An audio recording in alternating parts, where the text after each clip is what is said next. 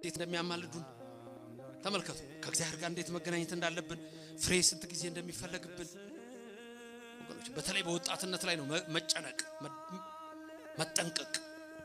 ወጣትነት ላይ ብዙ ነገር ነው። ወጣት ጉልበቱ ነው። የቆመውን ቆርጣለሁ የተጋደመውን ፈልጣለሁ ይላል። ወጣትነት ላይ ነው የሚጎትትህ፣ ይስብሃል። ዓለም ትስብሃለች፣ ይስብሃል። እኔ ድሮ ሳስተምርል ነበር መርካቶ አካባቢ ሙዚቃ ቤቶች አልነበሩ? አንዳንድ ፒያሳ አካባቢ እና አታዘባለሁ። ልክ በሙዚቃ ቤቱ ጋር ሰው ሲያልፍ አይታችሁ ከሆነ በተለይ ወጣት ከሆነ ሽማግሌው እንኳን ነው እንዲህ እያለ ሊሄድ ይችላል። ወጣቱ ግን ሲደርስ አረማመዱ ሁሉ ይለወጣል፣ ከሙዚቃው ጋር ይቀየራል። ትጠለፋለህ። የሚስብህ ነገር አለ፣ ያጓጓሃል።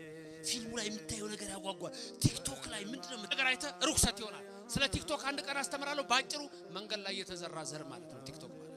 መንገድ ላይ የተዘራውን ዘር ተምረህ በቲክቶክ ትምህርት ተምረህ ወዲያውኑ አጋንንት ይመጡና ይለቅሙታል ማለት። አንድ ዝሙተኛ ሴት ትመጣና ፊት ትቆማለች፣ ልብህ ይቀልጣል፣ አይምሮህ ይታወካል፣ ዝሙት በልብህ ይቀሰቀሳል፣ ወይንህ የሶዶም ይሆናል። አንቺም እንደዛው ከገሞራ ጋር ትሰሪያለሽ፣ ከሲባው ጋር ታርሻለሽ፣ ፍሬሽም ንግድሽም መራራና ኮምጣጣ ይሆናል ይላል። ምን እኔ አልለወጥም፣ እኔን ምንም የሚቀይረኝ ነገር የለም፣ የፈለገ ነገር ቢመጣ ብለህ የምታስቢ ከሆነ የእግዚአብሔር ቃል ምን ይላችኋል መሰላችሁ? የቆመ የሚመስለው እንዳይወድቅ ይጠንቀቅ ይላል። በሐሳብ መውደቅ አለ፣ በነቢብ ማለት ነው፣ በመናገር በነቢብ፣ በመስራት በገቢር፣ በሐልዮ በነቢብ በገቢር የመውደቅ ነገር አለ። አትውደቅ የኦርቶዶክስ ልጅ። አንተ ውስጥ እኮ ስጋው ደሙ ነው፣ ጫት አይደለም። አንቺ ውስጥ እኮ መንፈስ ቅዱስ ነው እንጂ የኃጢአት ርኩሰት አይደለም የሚያድርባችሁ። እናንተ እኮ ታቦቱ ለመንፈስ ቅዱስ፣ የኦርቶዶክስ ልጆች የእግዚአብሔር ታቦት እኮ ናችሁ። መንፈስ ቅዱስ ማደሪያ ናችሁ፣ መቅደስ ናችሁ። ሰውነታችሁ መቅደሳችሁን በሲጋራ በሐሺሽ በዝሙት በጫት በሲጋራ በርኩሰት በከንቱ ነገሮች አታርክሱት። ፍሬ ይፈለግባችኋል። ወይናችሁ ከገሞራ እንዳይሆን፣ እርሻችሁ ከሱባማ እንዳይሆን ተጠንቀቁ። መልአኩም ያማልዳችኋል፣ ያማልዳችሁ። የአናብስቱን አፍ የዘጋ ገብርኤል ከእናንተ ጋር ይሁን። አናንያ አዛርያ ሚሳኤልን ከእሳት ያወጣ ገብርኤል ከእናንተ ጋር ይሁን። እግዚአብሔር በረድኤቱ አይለያችሁ። መብርሃን ቅድስት ድንግል ማርያም በቀኝ በግራ ትቁምላችሁ፣ ከፊት ትምራችሁ፣ ከኋላ ትከተላችሁ። በልቡናችን ከልጇ ጋር ነግሳ ለዘላለም ትኑር። ና እነግርሃለሁ ራቁትህን መሆንህን ይላል መንፈስ ቅዱስ። ና እነግርሻለሁ ርቃንሽን መሆንሽን። አይናችሁን የምትኳሉትን ከኔ ግዙ ኩሉን አጥርታችሁ ታያላችሁ ይላችኋል። በጸሎት ትጉ። ፍሬ ይፈለጋል። አለዛ ቁረጣው ቁረጣት ይመጣል። ወገኖቼ እንደ ሌባ ድንገት እመጣለሁ ነው የሚላችሁ ራእይ 3:3 ላይ እንደ ሌባ ድንገት እመጣለሁ ይላል። ድንገት ስለሚመጣ ሁሉ ጊዜ ተዘጋጅታችሁ ኑሩ። እባክህ ለዚች ዓመት ተዋት፣ ሃይማኖት ምግባር እንድትሰራ ላድርጋት አለ መልአኩ። ያም የወይኗ ባለቤት የተባለ እግዚአብሔር ተዋት ማለት በምህረት ተመለከታት። ሃይማኖትና ምግባር ሁለቱ የወግ ዕቃዎች ከኔና ከናንተ የሚፈልጉ ናቸው። ወለሳ አስገረቶሙ ጸጋ እግዚአብሔር ወጽኡ ማለም በሰዓቶሙ።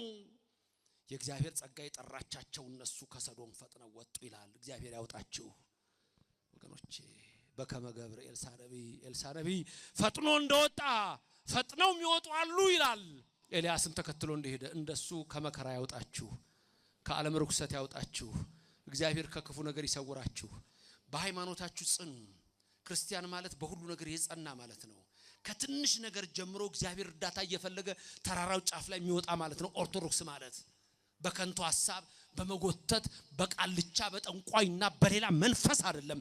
እግዚአብሔርን ይዘው የሚተጉ ሁሉ የእግዚአብሔር መንግስት ይወርሳሉ። የኔና የናንተ አምላክ ደጉ እግዚአብሔር ነው።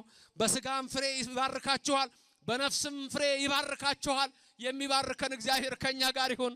እሱ ሁሉን የሚችል አምላክ ነው። እሱ ሁሉን ማድረግ የሚችል አምላክ ነው። ሰማይን እዛ ለምሰሶ የዘረጋው ምድርን በውሃ ላይ ያጸናው ከሰማይ ሰማያት ወርዶ በቀራንዮ አደባባይ እጆቹን ለሕማም ዘርግቶ ደሙን ያፈሰሰው አንተን ሊያድንህ ነው፣ አንቺን ሊያድንሽ ነው። የምድሩ ሁሉ የሚያበቃ ነው ህልፈቱ ቅድመ አስተርእዮቱ።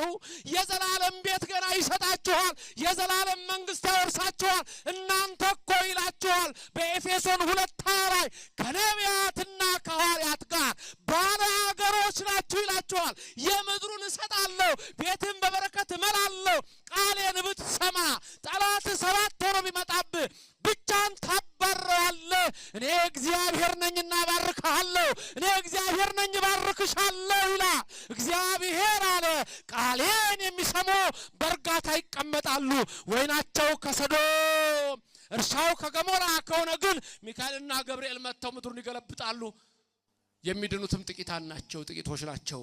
በኦርቶዶክስ መንፈስ ውስጥ ያሉ ሁሉ ግን የመንግስተ ሰማያት ናቸው። አሜን። ይሁን ይደረግ።